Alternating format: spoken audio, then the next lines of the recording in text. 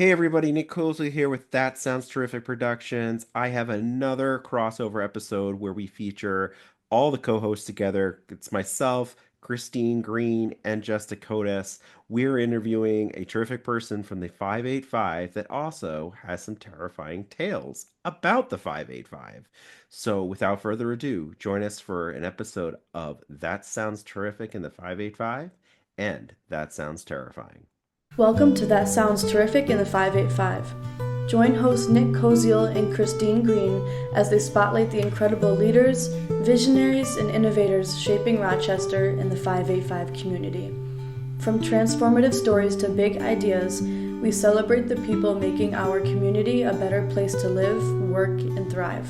So sit back, relax, and listen to what makes the 585 sound terrific. Welcome to That Sounds Terrific in the 585 with me, Christine Green, and my co-host, Nick Koziol. And today's special guest host, Jess DeCotis from That Sounds Terrifying. We're doing a special crossover episode today with Kendrick Foxx. We're going to talk a little bit about the film or a lot about the film industry, and we're going to talk about some spooky fun stuff too. But let's jump right in. Kendrick, thank you so much for being here. Tell us a little, let's give the brief background. You're from down south, right? Correct. And thank you guys for having me. Yes, I'm born and raised Southern gentleman, you name it. I'm from as down south as you can get in Alabama. Oh, All right. wow. Awesome. About 60 miles north of the Gulf of Mexico, Gulf of America, however you feel about it. It's just the Gulf now. I don't even Just want to go. entertain But it anymore. yeah, it grew up super, small town, population 5,400. So everybody knew everybody, Yeah. and that was kind of the great thing. And, growing up in the 80s and the 90s there and then kind of being in a bubble, you didn't realize how good you had it or how sheltered you were until you moved away. Right. So, so that was the beauty of it. I've been very blessed and fortunate to have lived all across the country and worked in various markets. I started out, believe it or not, in the nuclear industry. Really? Now I didn't know that. Yeah, so what happened was after college, I moved to Charlotte, North Carolina. My aunt had just moved back from Belgium and she was there and she was like, "Hey, there's not a lot going on back, down south. Why don't you move up to North Carolina so you can get your footing?" And I was like, "Yeah, that sounds like a great idea." So I moved to North Carolina and I'll tell you, I kind of went through a little bit of a depression because it was the first bigger city I'd ever lived in. Yeah. I didn't know anybody and was just trying to get my footing and my bearings as a young adult. And so I started working at Bally Total Fitness, if anybody's familiar. Yeah, Yep. I remember Valley Street. I probably could use that right now. Started working at Bally Total Fitness and was had done some modeling in college, many moons ago. And I ended up, long story short, I ended up getting signed with an agency out of New York City. And so I was working at Bally's and then I was traveling back and forth to do modeling in New York City. Well, the financial crisis happened, Yeah. 2007 to 2008. And one of the first things that went was people's gym memberships. And so, I had to make a decision Yeah. on, paying rent and feed myself. So it was, I needed to get into something a little more stable. And my brother at the time was in nuclear energy. And he's like, "Hey, you need to come over here and make some of this money." So Mhm. I went and took a series of various tests and background checks and all this crazy stuff. And I ended up working for back then it was a company called Progress Energy. They recently got bought out by Duke Energy. So that has all of the Carolinas and Florida. And so that's kind of how I got my start and, I had some stability, but the creative bug never left. It never left. Mhm. And I was still dabbling and doing commercial work and things here and there between Charlotte and other places. And 2009, I was like, you know what? I really need to make a real decision about what I'm going to do about my career. Am I going to pursue, film full time or am I going to stay comfortable? And that was the crossroads that I was at. So I went off to LA. And yeah, I got a bunch of experience there. So very grateful for that. It's amazing to see shows that you've watched and see the machinery that that's behind it and how it moves. So I got an opportunity to work on shows like Grey's Anatomy and Desperate Housewives. And so those shows that had been around for a very long time, it was just amazing to see how delicate of a dance that this big moving dragon, if you will, of film production and television could be. So Yeah. that was where I got my experience. Got a lot of opportunities in front of the camera and behind the camera, and then started producing and fell in love with that aspect of putting puzzles together. I just love the problem solving, the systematic approach to problem solving. And so with that, I just kind of really, really fell in love with it and the storytelling aspect of things. And so that's what led me to where I am today. I moved back from LA after living out there for about 4 years. And my grandparents were in their advanced years. And so I moved back to Alabama for a while until they transitioned on. And then from there, I moved to Atlanta, which was a very blooming film market at the time, but very different from LA. LA is where it happens, is where the intellectual property is born. Whereas in Atlanta was more of where the projects were shot, which made it a location destination, which is very different and it's a very different mentality. And so that was something that I had to kind of grapple and figure my way out there and had some experiences, shots, a few feature films there. And then eventually ended up here. So my first time coming to the Finger Lakes was 2017, and that's because my girlfriend's originally from here. So I come up on the 4th of July and we're out on Canandaigua Lake, and I was like, this is amazing. Like Right? this is a beautiful place. Mhm. Like just even the drive there through Victor and seeing the rolling hills. And I didn't, when you think about New York State, you really Yeah. don't think about this. You don't think about the Mhm. rural aspects of it and or wine country, or you don't think about the apple orchards. But I got to see all of those things and see how picturesque everything was. And I was like, man, you could just point a camera anywhere. It's cinematic gold here. So Home of Kodak, right? Yeah. makes total sense, right? And Right. then, went to a Red Wings game and saw the Kodak building, and then it all started to make sense here. It's like, wait a minute, this is where it started. These guys have been technically in film for over 100 years here. Yeah. Makes total sense. And so it got my wheels turning. And I was like, man, going through the little cities from Pittsburgh to Canandaigua to Fairport, Penfield, Webster, just seeing all the little pockets, Honeoye, seeing all these little pockets and seeing these little towns, and I couldn't help but be creative and try to come up with something, an excuse, if you Yeah. will, to shoot something here. And so I spoke with a few filmmakers of mine that we've been working together. I was like, look, man, you guys got to come here. This place is amazing. Like it looks amazing on camera. Because I'm sending photos from Mhm. my iPhone and they're like, dude, where the heck are you? And I'm in upstate New York. It's crazy, right? So that finally led us to figuring things out, and in 2019 I originally wanted to figure out how to get here because I just was just trying to figure out if Atlanta was going to be the spot. And the challenge that I was having as a producer in Atlanta was that the jobs that were coming to Atlanta, they already had the above the line, they already had the management, or they had the producers. It was everybody else that had to be hired. So that was something that I was not aware of, and just trying to figure that out and, trying to stay in control of my own destiny. So I'm like, okay, we gotta come up with something to make this, you know. And so then this little thing called the pandemic happened, and that shut everything down for everybody for a while.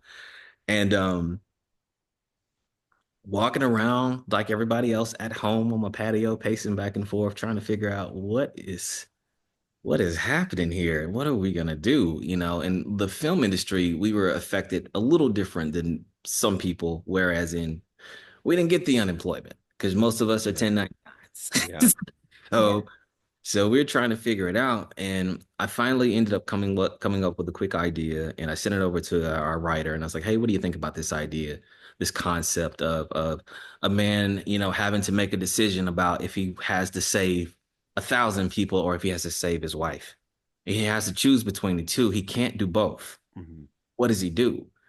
So and so that was what started the idea behind Rift, and then we turned it into a script. And again, we're during the pandemic, and SAG had not come up with the guidelines on how to be on set and trying to figure out distancing and social distancing and all these different zones we had to be in and the testing and how many times we had to test. And so we were figuring all of that out. So around September, it was Labor Day, and I was like, okay, we've got this idea. Let's bang out this script. We banged out the script in 30 days, and we shot the feature film in 5 days.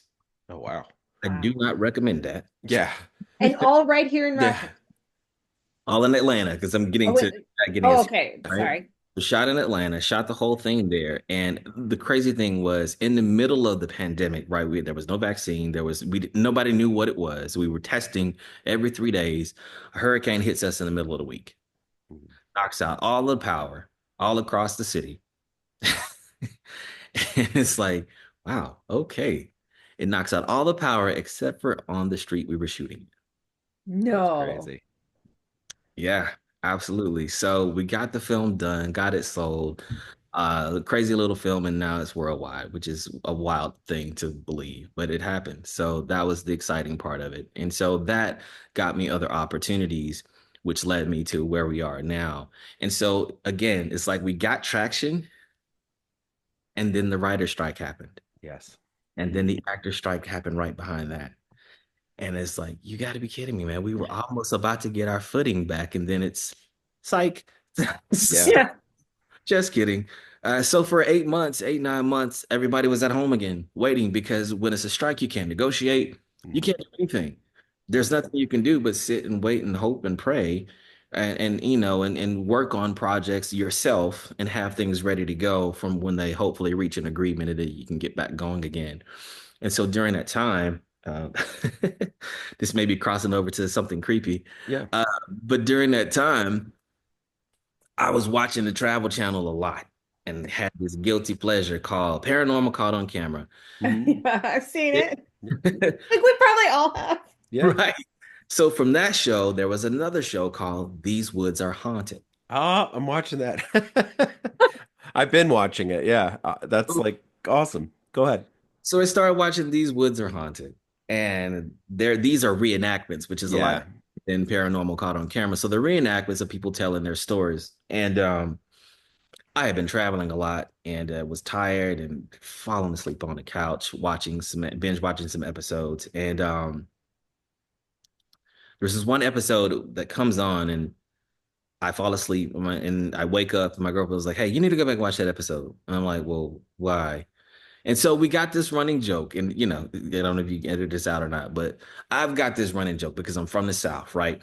And I'm like, listen, when it comes to UFOs, ghosts, and all of that stuff, if it's one of us telling you that's what happened, you need to believe it, because we really don't have the luxury of making stuff up. So you know what I'm saying? So that's the running joke, right? Yeah. So happens, the guy's story is a gentleman by the name of Roy Stubberfield. Roy Stubberfield tells his story about his encounter with a creature in 1982 in New Orleans. So I'm sitting up because I've always had this fascination with this particular creature. And so as he's telling the story, is so compelling. And I'm like, you got to be kidding me. There's got to be more to this. So I started Googling Roy Stubberfield, and I find podcasts with him on there. And they're like 3 hours long. And I'm like, what on earth? This show was 15 minutes. What are we talking about in 3 hours? So we get on, and he's giving a ridiculously detailed account of what happened. Clearly, this man's traumatized. Clearly, right? And so that led me to another podcast that he mentioned some hosts that were credible. So I go to this particular podcast, and I listen to a few stories. And I'm like, okay, either these are the best actors I have never heard of, or these people experience something. Mm-hmm. They experience something. I don't know what, but they experience something. Right. And so that led me into hours upon hours upon hours, over 700 hours worth of listening to these encounters. And I'm listening for voice inflection. I'm listening for consistency in describing the feeling because there's a consistency across all these encounters with these different people. They're talking about the smell and the sound and the feeling and all of these things. So I'm listening for all of that because I want to call BS so badly. I want to. I want to prove this wrong, right? And I can't. Mhm. I can't. So out of, let's call it this for easy math, out of 100 stories, I will tell you 85 of them I 100% believe. All it takes is one. Yeah. Yeah. Oh, That comes up in a lot of podcasts like that, like where we're talking about like even if even if in a majority of people are like stretching the truth or not, telling a story that they really didn't experience. There's just so much of that and so many consistent stories around like a variety of different phenomenon that Sure. like how could we all be wrong, right? All those people be wrong. So no, but it's funny, it's kind of like Jess and I, like we're always like looking for the next story and researching and all that stuff, but you're like even more hardcore than I am with it. Like that's a lot of hours. Like I listen to a lot of podcasts about like all sorts of different things, Yeah. and I'm like, that is a lot of hours. Yeah. So because again, I'm searching for the truth in this, and because I'm asking myself these questions, right? And so first question I ask myself is, what if I told you monsters exist? I'm asking me this, Mhm. right? And then I said, okay, well, if I can prove that they exist, then where do they come from? That's the second question. And then the third question is, well, where do they come from? Then why are they here? All three of those things that I had to propose to myself, to ask myself these questions. And so that's what led me down this pathway. And so as I'm doing that, I'm making the transition to move here. And I'm listening to these stories and I start looking, because a lot of these stories, they give you really good detail geographically of where they are. They'll Right. say, I was in this town, I was by this street, I was on this river, whatever. And so I would go look these things up. And those were the more credible stories. And moving here in 2023, I'm now starting to hear about, I'm starting to look at a map and I can see there's a correlation to where these things exist, the populations. Ohio seems to be a hotbed for them. Mhm. Pennsylvania, Western New York. Okay. So I'm listening to some stories. Yeah. And the one that really, really got me was a story that took place in Cato, New York. Mm. Yeah. Where's Cato? Do we know? It's So like Cato the was smallest. Go ahead. Yeah. like 45, 50 minutes east of here. Yeah, Okay. it's tiny. It's tiny. You will miss it. Yeah. So I hear this gentleman's story, and it is so terrifying, but it is so believable because when I'm listening to him tell the story, it had recently happened to him. There's something to be said about a person that is still sorting through what happened. They're not just recounting it. They're still trying to decipher what happened to me and my family and my friend. Because he wasn't alone when it happened. It was him and another gentleman together the first time it happened. And then the other times it was he and his wife and daughter. And it started to terrorize them. And so as he would go to find out, this was not the first time this had happened on his property, albeit his family had owned that property since the 90s. But the first owner before that had encountered something, the exact same thing. The creature that I'm talking about is called, well, colloquially, they call it a dogman. I think that's a ridiculous name. I'll be honest with you. Not the name of the episode. Okay. No. So they call it a dogman, which we would probably call a werewolf. Mhm. Based off of how it looks. I have found out there are 7 different species of this particular creature. And the actual name, the government has it classified as Homo lupus. And historically, it is called a cynocephaly. So Fascinating. Yeah. I'm trying to write this down and I'm like, how do you spell that? Yeah. I I got the AI notes going too, Jess. So Yeah. let's hopefully between the two well, we'll the get transcript, we're gonna just break it Yeah. down. Professor Fox, please continue. So Yeah. as I find out this creature's actual name is a cynocephaly. And so I start going through history because historically you can see this name pop up over and over and over and over and over and over and over, all the way back to Herodotus. So Herodotus was the father of history, as we probably all learned in school, right?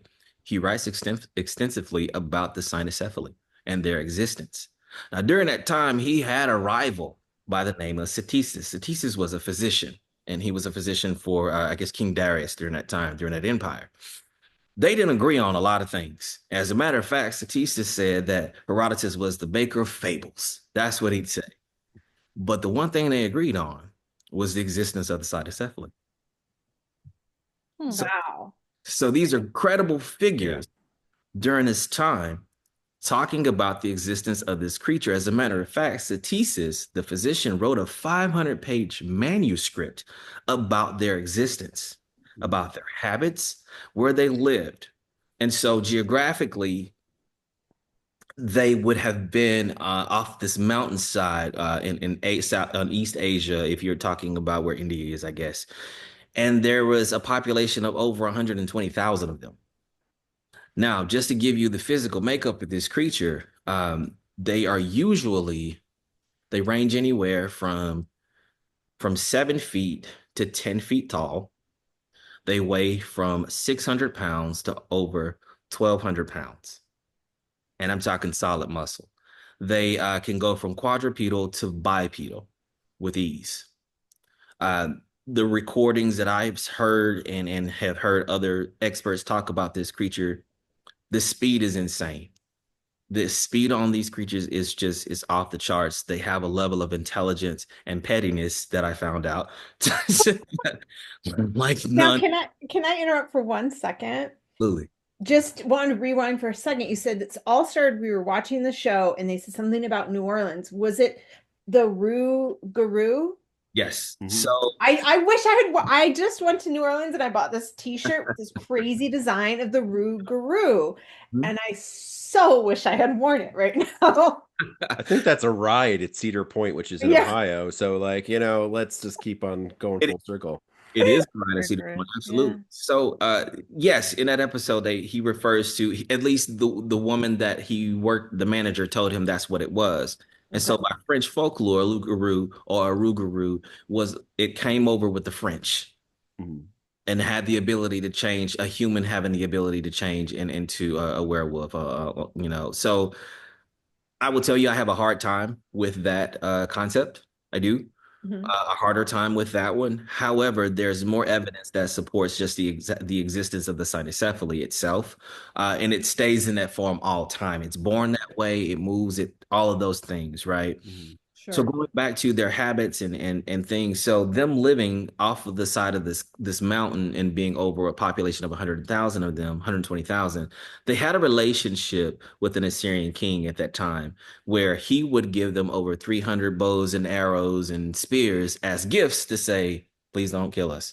Mhm. In return, and in return, they would send these rafts with amber and these purple flowers and different things as to say, okay, cool, like we're on the same page. Now, to substantiate what I'm saying, if you Google artwork from an Assyrian palace, you will see soldiers depicted on the wall, carvings. You'll see two men, and you will see a cynocephaly in the middle with armor on. So Yeah, that's there's interesting. These are sentient, these are like intellectual creatures that can communicate. that can communicate. So let's go back to the physician again. So Satesis basically said that they can communicate with each other through various barks and things like that. They don't speak audibly. However, there is a level of telepathy, if you Telepathy? telepathy, if you will, and even a lot of the stories that you hear from people in their encounters, they hear it in their mind. They're looking at this thing. The mouth is not moving, but they're hearing, you probably need to get out of here right now. So it's it's communication. Um, so that was there. So when I saw that, I was like, man, that's wild. That's crazy, right? And so you remember back in the day when they would do maps historically, when they would draw the maps, they would show where things were located, right? If there was elephants here, you'd see elephants there. If there were palm trees, you see those things Yeah. drawn. So if you look at the Perry Reese maps, and if you look at those maps, the very corner, there are dog-headed men standing upright on those maps.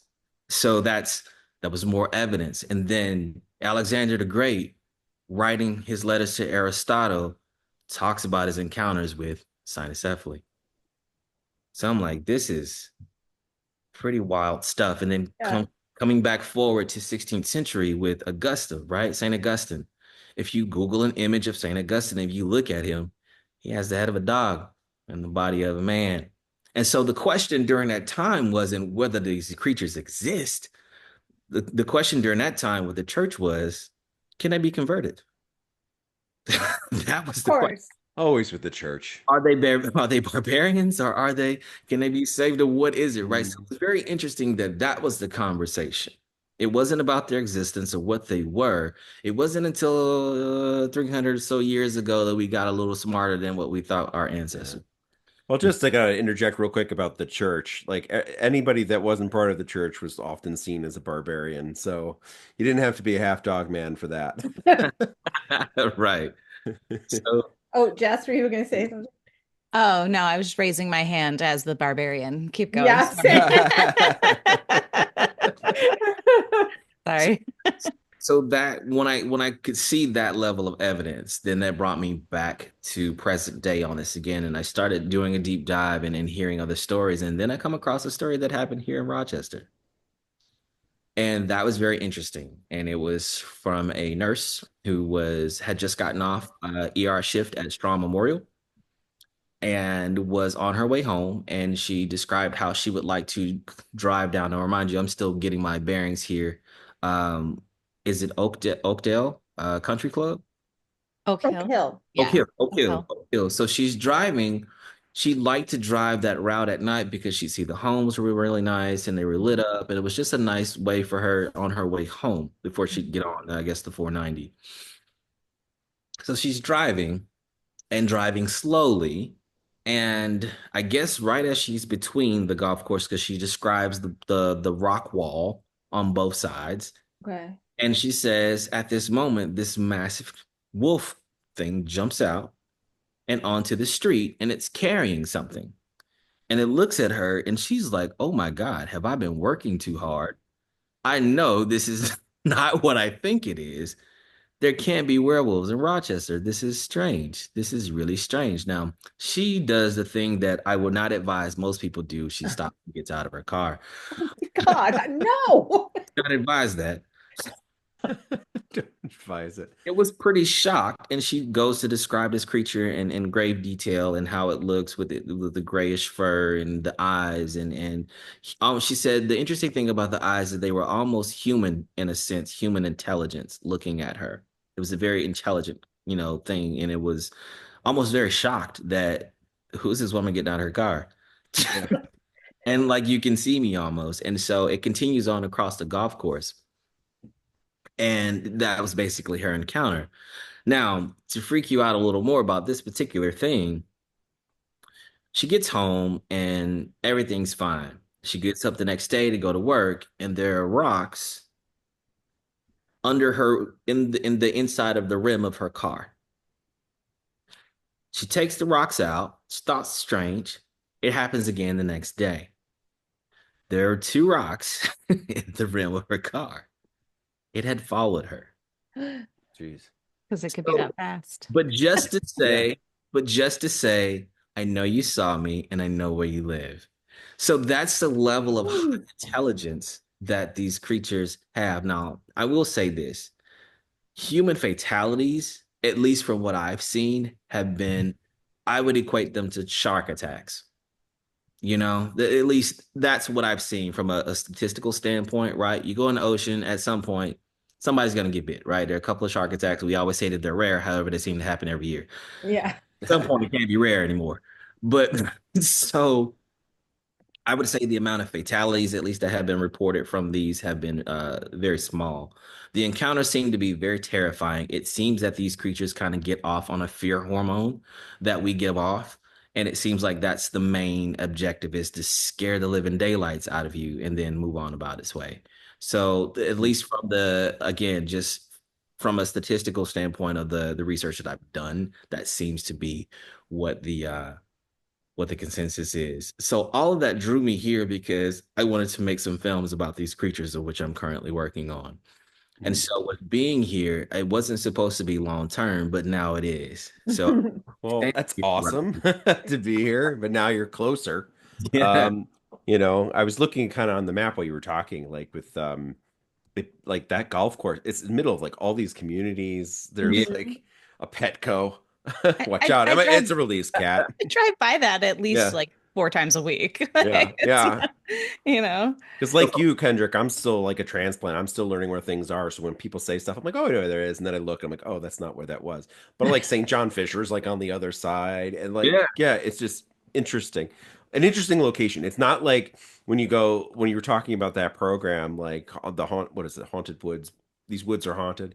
Mhm. Like they're usually like these secluded, like one was like on an island that they had to like row to for like, Yes, 2 miles. Yeah. So, but that's interesting. It's like kind of in a very populated area. And So what? so Oh, here's the go on. interesting thing about that. So you start looking at habitat, right? And so I started finding out that tunnels, um, distribution lines, power lines that you see, those long, like especially if you're coming to Victor, right before you get to the mall, there's a long distribution alleyway through there with power lines. They use that as means of egress. So the interesting thing about where that is Corporate Glen is just right across from there. The train tracks are there. They use Mhm. train tracks as way of traveling. Um, the waterway is a great source of them getting food and so deer and game trails and things like that. So when I finally saw and did my own investigation there, I realized that it made total sense that it was leaving the golf course and probably headed that direction. If I had to guess from a educated guess, I guess. So Wow. What stage are you at with film in like are you in the writing? Do you have actors? What's going on there? Tell us a little bit how it's going to translate. So I'll tell you what's going on with film. So the great thing about here, and I did not realize this, is that there is such a robust film community here. And it's really, really impressive. So the local Finger Lakes Film Commission, which is right downtown, they've been fantastic to me. Nora Brown and Tim, they're great. They've helped me tremendously with getting my footing here, and they've introduced me to other people. So now, I don't know if you guys are aware, but there is a studio being built in Henrietta, right across. You had told me about that. I'm so excited. Yeah, from across from RIT. Yeah. Mhm. I'm working with those guys as well on the content side of things. And so what my goal is now is I'm bringing productions here.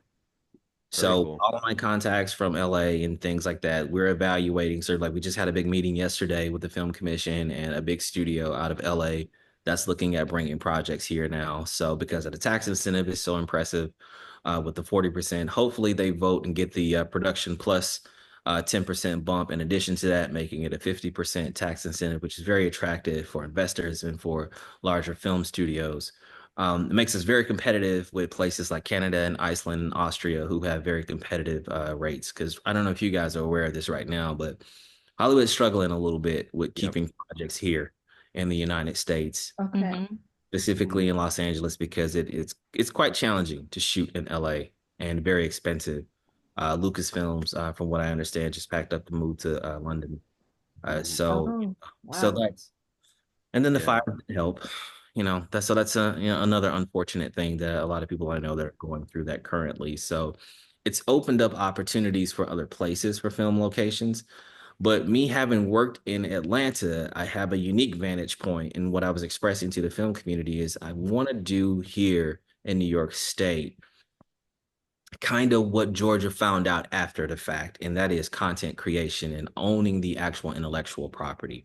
That is how Mhm. you make filmmaking sustainable.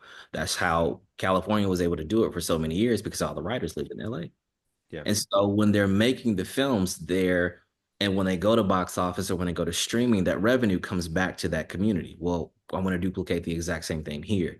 Yes, we'll be bringing projects in for a time being, but the sustainability comes from when we can cultivate the growth from inside with filmmakers and writers that are right here in Rochester. Hmm. So when we do get those projects sold and they go off to Paramount and Apple and off to the theaters, that revenue, when it returns, it comes back to this community and then we're able to spread it out. Because when a project comes here, we touch everything. We touch hotels, dry cleaning, Yeah. everything, entertainment, you name it. We are fluctuating cash throughout these communities. And so that just helps bolster and lift everybody up at the same time. The great thing about what's happening right now is you have filmmakers like Steven Spielberg, who's shooting in New York State right now in New Jersey. He's shooting in Huntington Beach, Hmm. Huntington, yeah, right off of Long Island Yeah, somewhere. that's where I'm Island. from. Yeah. Oh, okay, yeah. So they're Yep. shooting a UFO movie there, from what I understand. Yeah, there's a couple things that they've done over the years, and Long Island's a pretty popular Yeah, spot for movies. exactly. And oh my gosh, Ryan Murphy shot a series there called The Watcher in Hmm. Ray, New York. So Yep. Rye, New York. I'm sorry. And I think Hulu had, well, I can't call them Hulu, but for the sake of conversation, Hulu has some stuff going on in Syracuse. Hallmark's got some stuff going in Buffalo, and we're trying to bring things here. So right now, it seems like other producers are also seeing what I saw when I came here, Hmm. just sheer beauty of this place. The biggest thing that I noticed right away about Rochester was the spirit of service that's here. Hmm. You Yeah, know, for sure. it was very much, what can we do to support? How can we help? And that's not always the case when you're in markets, with film. It's everybody wants to, what can we get? Because they hear Yeah. film production and they see dollar signs, right? Right. But Yeah. it's been a very different mentality here, which I think is a very unique situation. And that's what I was able to convey to other studios. And they're seeing the value and wanting to come here. So that's something we're actively working on. That studio should be up and going July, Hmm. hopefully. Uh, Wow. yeah, Cool. yeah. Yeah. So they had some construction stuff happen, but they got it worked out, and now it looks like things are back on schedule, which is fantastic. I But mean, they're if you look at the 585 area, I mean, it seems you're talking about Buffalo and these different films. I mean, I could work for, the tourism industry, but there really Yeah. is so much to offer because you have like in terms of say location shooting, right? I know nothing about film, but you have the city, and you have, we're this old Rust Belt, but like Yeah. thriving city, and you have everything from like the Eastman Museum to like several university campuses to apple orchards and Lake Ontario. Like there's so much Yeah. literally to pick from. It's Yeah. Right. it's And close. and Jess Mhm. and you, Christine, are involved with like, the VIC. So speaking back to like the Visitors Industry Council and like all speaking back to what you're saying, like they get it and they understand that like you bring in a production like yourself, you bring in actors, you bring in crew, you hire crew from the area, and it's an economic boom in itself. Mhm. So it kind of makes a lot of sense for us to not like kind of put our hand out and say, how much you going to give me for Mhm. shooting your show here or your movie or whatever. But then you also like you look at like throw out Buffalo, but like Rochester's kind of the same thing. Like when you go to like shoot, I think it was Teenage Mutant Ninja Turtles. Like if you try to shoot that in New York City, you've got to close a block. It costs millions just to do that. You can do Mhm. that in Buffalo, and like they filmed like one of the the chase scenes. They've done it for other movies. Maybe it's Batman. They've done a bunch of different things, and Rochester is very similar. Yeah. And so there's like not only these beautiful picturesque spaces, but there's also like Christine was saying, there's museums, there's buildings, there's everything you can possibly think of. Yeah, they filmed Spider-Man here. Yep. We Yeah. walked outside of our apartment when we first moved back here in 2012, and I walked outside and there were yellow taxis, and Yeah. there was fake they had put up like fake signs on some of the the stores, and I was like, this is amazing. This is really funny. But like Yeah. we were walking through a movie scene when they weren't Yeah. there, It was neat. I thought you were gonna say I walked outside and Spider-Man just swung by. I would have loved that. Yeah, I would have loved that. I don't remember which one that was. Maybe it was the Andrew Garfield one. Mhm. I don't know. I But I don't know. I but watched I think so. I think it was that. yeah, but Kendrick, you said something about our spirit of service, which is exactly what it is. When I've lived in other places. I've lived in different states.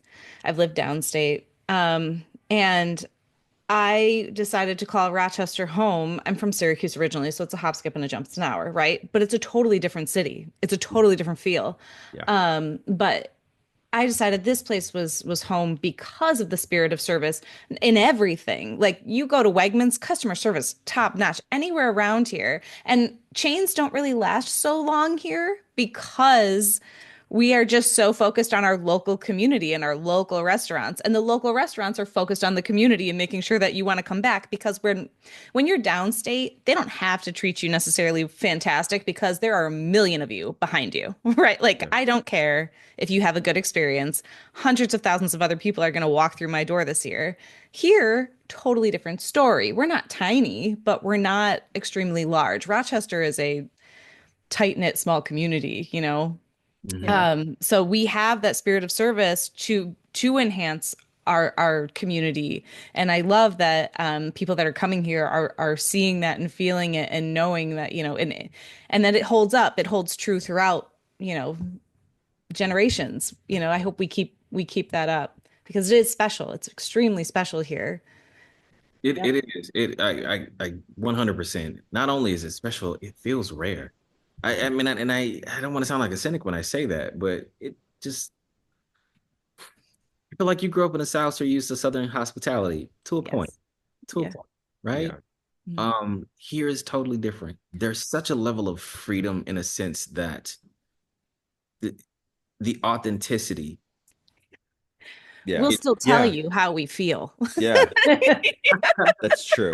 That's yeah. true. And speaking to the South, like, I have relatives that have moved. We were, Jersey and Long Island, right? Both sides of my family. And that's like we're Northerners through and through. But my uncles have lived down like in South Carolina for 25, 30 years. They're still not locals. So like that's the one of the differences that I've noticed, with them and things like that. Like there is like you said, it's to a point, but you're still an outsider. You're still a Yankee, Hmm. or whatever it may be, whatever the term may be. But up here, it's funny because like I work in higher education. I have a lot of different types of students coming through, a huge international population. And so like when I walk through campus, it's a different feel sometimes because a lot of them don't realize the genuineness of like, smiling and nodding as you walk by because they're like that's not culturally what they do. But it's amazing how like quickly things like grow like on a campus like that where you see that same student that maybe you nodded at or kind of waved at and now they're like interacting with someone like a stranger like as they walk by. So but yeah, I think Rochester is very unique, and just like Jessica, I've only lived in New York State, but Rochester just seems to be a very special, genuine feel to a place. And when someone isn't like genuine, it really sticks out and it's really kind of weird. It Yeah. is. It sticks out. And you know what's funny? So because I moved from LA to Atlanta, well, LA and went, home for a little bit and then to Atlanta and living in these when you live in a city like that, especially Atlanta, and Atlanta is unique in itself where you've got these major highways that intersect in the heart of the city, right? You've got Interstate Yeah. 85, 20, 75. They all intersect in the middle of the city, and it's an international airport. So you've got people that don't live there. They live in Europe and they come and they work in Atlanta for 4 days and then they fly back home. So it's a very interesting mix of people and cultures and things happening. Yeah. That being said, everybody's at their own pace, and it's like that. It's like lightning fast. And I had gotten so used to it because I lived there for 7 years. So when we moved here, it slowed all the way down. And but I Love it. like it. It was Yeah. a crazy Yeah. thing. I didn't realize I was jaded. Mhm. So you talk about the restaurants. I will say I went to a chain. I went to Burger King, right? Mhm. Sure. Went to in Victor. And the guy was like, "Have a nice day, sir." Yeah. Look me in Yeah. my eyes. Yeah. Yeah. Yeah. He meant it. Like it was a legit, I mean it. Or when people, hey, how was your day? It feels legitimate. And Mhm. like you said, just making eye contact and smiling, I had to get used to that again. Yeah. Yep. I was like, hey, what do you want? You Yeah. know? Yeah. It's a different Yeah. mentality in New York City. It's a different mentality on Long Island. It's a fast pace. Let's keep going. Let's keep going. Let's keep going. Yeah. Like we honestly can show up 45 minutes early to things because like we just in a rush to get there. We have to get there. We have to get there. We have to get there. Okay, we're there. And then we're waiting around for 40 minutes. Like it, but I have that mentality still sometimes. And people are around here. I'm like, well, I want to make sure, like my wife, make sure that we're there early. I don't want to be late, And she's like, oh, we'll get there. I said I love it. It's, again, having come from a small town, this has the city with a small town feel to it. Yes. And Mhm. Yes. I Yeah. absolutely love it. And going back to the architecture, the textures of downtown, when I look at the Sibley building, when I look at Beautiful. the buildings around Parcel 5 and Innovation Square, that building, the Chase building that was designed by the architect that did the Space Needle. And so all of these really cool elements to this city. There's a building facade of a bank on State Street, and it looks like something out of, Batman or something like that. So Yeah. Mhm. I'm surprised you'll see Yeah. a shooting down there soon, but it's those types of elements that if you're pointing a camera the right way, you can get some amazing shots. And that's what I'm so excited about. That's what I've been sharing with the guys back in LA that have never been here. They're excited about coming here in a couple of Yeah. weeks. And they're going to be here for the grand opening as well to see what we have to offer. There's a group that I'm working with, and I can say this, I don't really care. Yeah. We don't know what you're gonna say, Things so if go you're right really ahead. overstuffed. Working with this group the group that's behind movies like Seven and 300 and Departed. So they just optioned a four-book Big. series from a well-known author, and I guess this author's New York Times bestseller, and I guess he's based, but he's got four books, one of which happens to be about a very famous hospital in New York, Bellevue, and another one and another book as well, Mutation, because this is public information. Well, anyway, I had a Zoom with them, and they're excited about coming. He's like, you know what? I shot a movie not quite in the Finger Lakes, but I shot in upstate. And he was Googling while we were talking. He's like, oh my God, this place is amazing. Yeah. Yeah, I can't wait for you to come here. So they're excited about coming here as well to shoot some things. So it's just, I'm excited about sharing it, but at the same time, I'm like, I don't want to share too much. Yeah. Sure. I Yeah. mean, yeah, we get that. We Well, get as that. you share it with us, and we'll spread the word for sure. And it's funny. Speaking as a person that grew up on Long Island, everything from Long Island up is upstate to us. So Sure. like it's interesting. Like no, but it's what I say is like people from LA, people from the South, people from all over, like or like overseas. Like oh, you live in New York. Well, how's the Empire State Building? Have you been to the Statue of Liberty lately? Well, I Right. live about 6 hours from 6 hours that. away from it. Right. So. Yeah, But as like there's someone, a perception, right? Of like, yeah. so it's interesting when you have this person Googling, I wonder how many hours away they actually shot, from Well, the Finger Lakes. as someone who lived in San Jose in California, grew up there, like it it's amazing when anything happens in New York, still I'll have Yeah. people like or like did like people ask like when 9/11 happened, my phone was ringing off the hook. I'm like, Yeah. I swear we're really far. Right. And it's always funny because we're really Western New York, Yeah. right? Are we Yep. really upstate? We're West. Yeah. We're Western, but we're still upstate. Like, Yeah. Yeah. I mean, Yeah. it's but when you live in New York City, upstate's Westchester and Yeah. Rockland Yeah. County. Like, I live upstate, and I'm like, that's not upstate. This No. is still downstate. You're in the Yeah, that's funnel. down. You're downstate. But to New York City, you're upstate. Because I lived in Westchester for a while, and yeah, they'd be like, "Oh, you live upstate." I'm like, I do not. I do not live upstate. I live in Westchester. I'm from upstate. Yeah, but we are technically Western New York. Um, Yeah. but yeah, I mean, I don't know what I tell everybody because I work with a lot of people that move here from out of state and other places. And everybody's like, we know you have snow. We know you have snow. And I'm like, sure. Yeah. Our winters are cold, but you know what? Our people are warm. And that Yeah. is my whole slogan the whole time. Do not steal that. If any of the realtors are listening, you are not Yes. allowed to steal that. No. No. And you know what? But it's snow for them. It's very predictable, Yeah, typically, exactly. right? Okay. We're What not part of having. Rochester do you live in where snow is predictable? I don't actually. I live in Okay. Brockport. There's nothing but lake effect. Yeah. We have tons of lake effect. Nobody. It's so bad. Yeah. But I at love least it. after living through the big one in '89 and several other earthquakes, I can tell you, I'd rather have snow Yeah. Yeah. Yeah. I've lived through and fires. earthquakes in I've lived through, California. Yeah. yeah, Those were scary. they're But very I didn't scary. grow up with them, so I Yeah. was like, what is happening? Yeah. Um, Bro, yeah. heat, like hurricanes and heat, like Yeah. Yeah. how hot it gets in the South. Like y'all don't Oh. understand. Birds don't fly when it gets really hot. That's Oh yeah. Yeah, we don't go to visit. Like my parents like go down to visit to South Carolina, like Florida, like in August. And No, thank I did you. it What? once. I went to Florida. I went to Tampa, in August, and how. it was so death. Like I could not believe it. And then there's like my grandfather who left Long Island to escape the weather, stayed in his house all the time in Florida because it was too hot.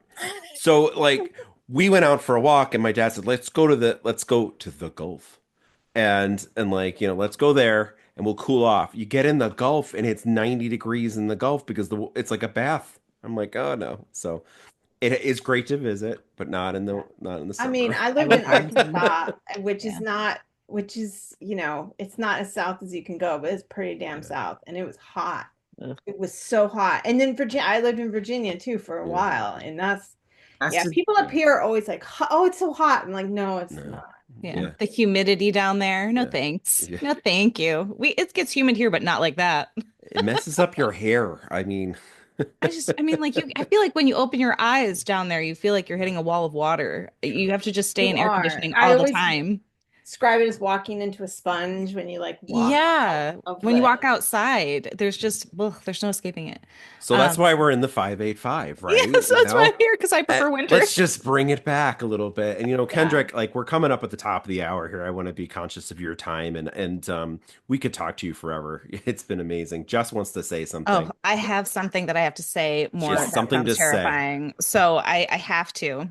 I have yeah. to talk about the Rougarou, and I have to talk about all of the points that you made, because I have a theory, and I don't know if I believe this theory, but from all of the, I mean, God, I've always been into the paranormal and things like that because of who I am and my intuition and all of my, things that I have going on. So I hear about cryptids and I kind of ignore cryptids in general because they're just not my bag, right? And I think I would have like the same, I like how you ask yourself the three questions like Mhm. are they real? If so, where are they from? Why are they here? And I've heard the theories that, these beings are interdimensional beings. Mhm. Um, and so what kind of lens to that? I just want to give you a theory just for fun. And maybe you've heard the theory. Um, you said that they are 7 feet tall or more. And they are just monstrous. They can move extremely quickly. All of these things lend themselves to be paranormal. They lend themselves to be something from a different dimension, which are like ghosts and spirits and entities. When people see like we just talked about this on our last show, Nick. Yeah. People see like shadow people. They're usually like 7 feet tall or bigger. They're huge. They're interdimensional.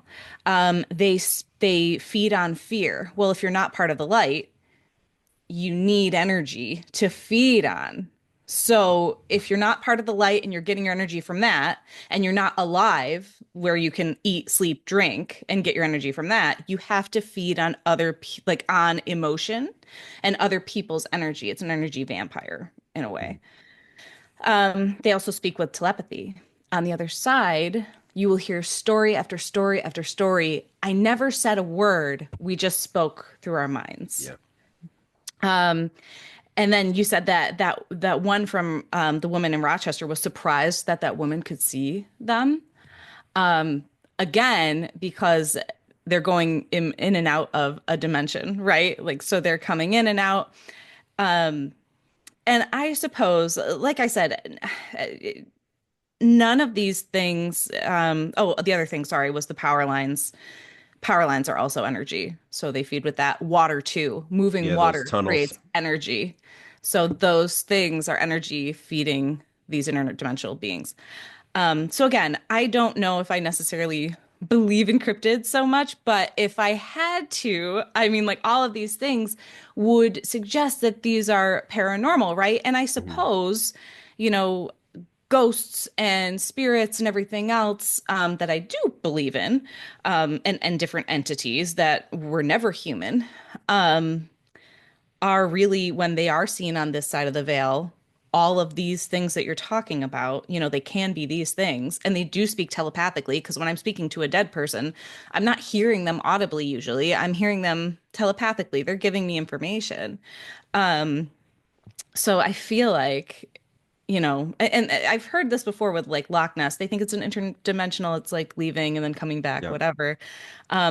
Take it with a grain of salt, but I feel like that might be why we're not seeing them as much, or, whatever it is. But I suppose it kind of changed my mind a little bit about cryptids because I'm always like, nah, Yeah.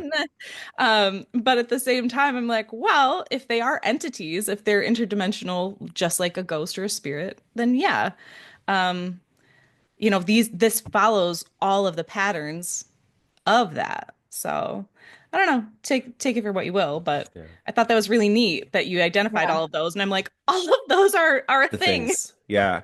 And to kind of build up, just to like same kind of thought for frame of mind. One of the other kind of theories that, I heard and kind of developed over time is, so you're in film, Kendrick. So this might make sense to you too. Like when you think about taking like a VHS tape or any kind of film and like re-recording over something. Sometimes bits and pieces of the previous recording are in there, right?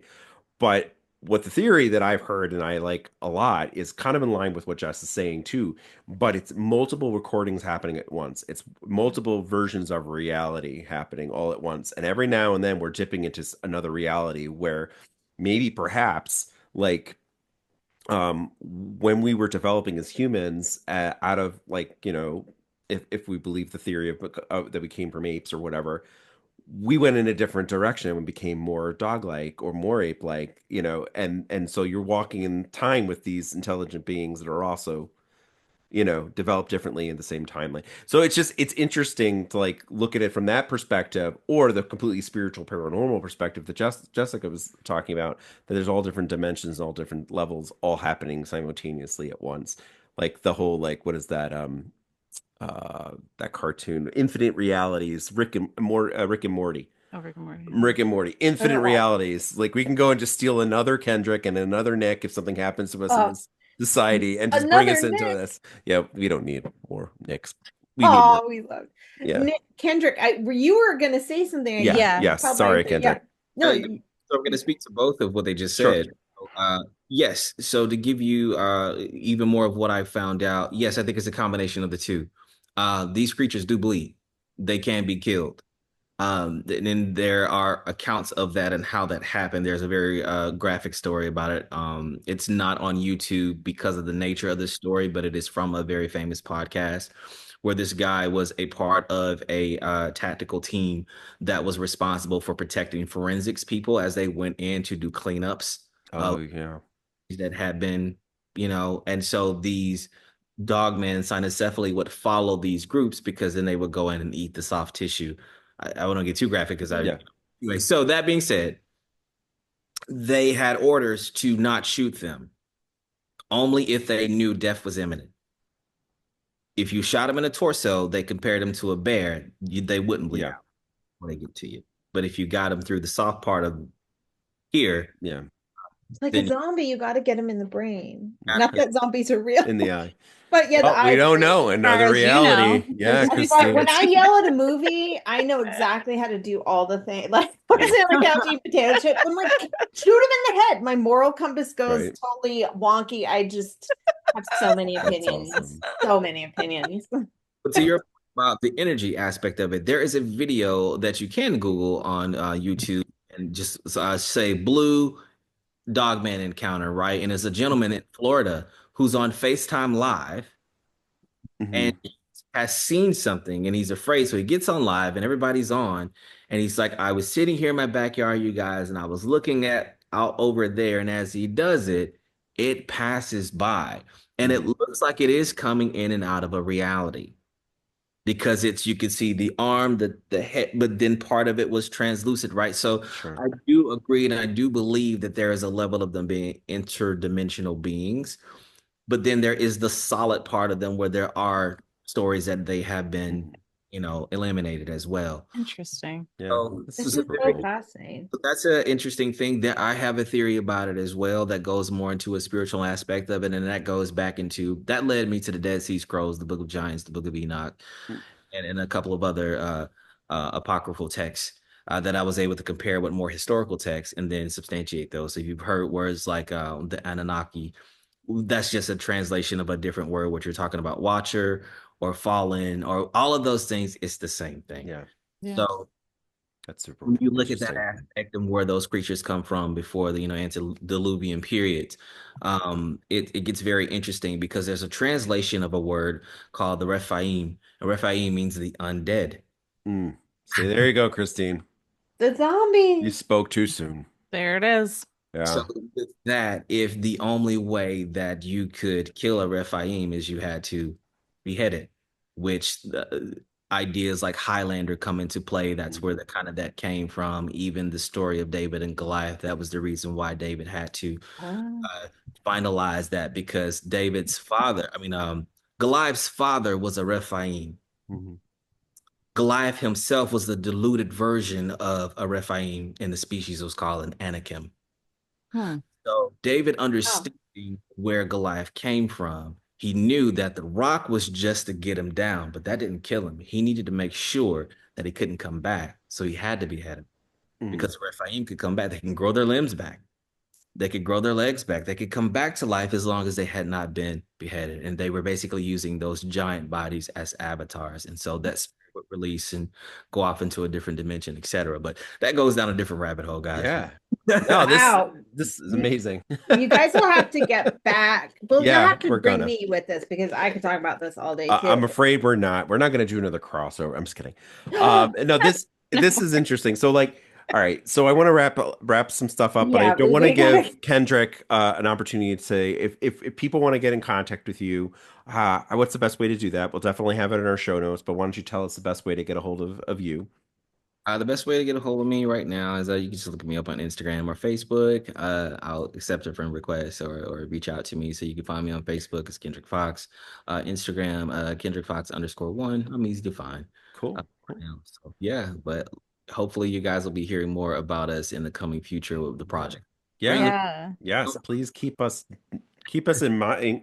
Keep us in mind. Keep us notified about what's going on. And so, if you like this episode, this is an interesting episode. So, if you like this, come over to That Sounds Terrifying. And fans that are interested in learning more about the beautiful, picturesque, wonderful people of Rochester, come over to film industry and the film industry taking over, which is gonna be great.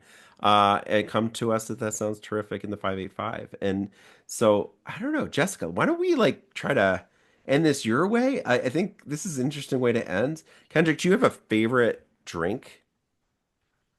I'm more of a red wine guy. I like a good Cabernet. Me too. It's my fave. All right. Well, then we will end it like this. Although I do have to say, you have called me Jessica 3 times tonight. I feel like I'm in trouble. Who's Jessica? It is your name. I don't know. You put your full name on there, so I did not. I don't know what you're talking about. Anyways, on there. That's why. Yeah. I guess so. All right. Well, whether it be a really nice Cabernet or ghosts, keep your spirits up. Thank you for joining us for another episode of That Sounds Terrific in the 585. Check out our website, www.thatsoundsterrific.com, to see a full list of episodes and learn more about our hosts, Nick Koziol and Christine Green. Be sure to find us on your favorite social media platforms or podcast listening service by searching That Sounds Terrific, and feel free to give us a 5-star rating if you enjoy our show. Until next time.